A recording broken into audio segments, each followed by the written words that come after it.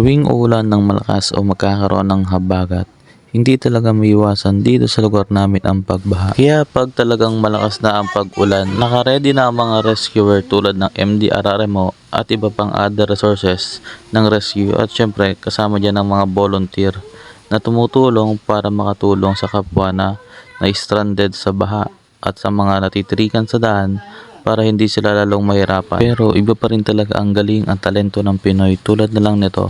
Gumawa sila ng isang palutang na meron drum at syempre kaya nito ang bigat ng isang tricycle at ng mga tao. Kaya nakakatulong ito sa mga kapwa-tao at syempre ang pagtutulungan ng pagbabayanihan para itulak at itawid sa baha.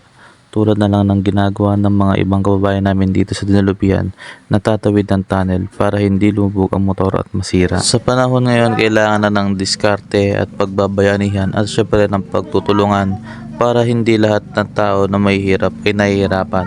Buti na lang talaga meron pa rin mga mabait at mga matulungin na katulad nito at syempre katulad ng mga rescuer at volunteer na nagtsatsaga at nagpupursige makatulong sa ating kapwa.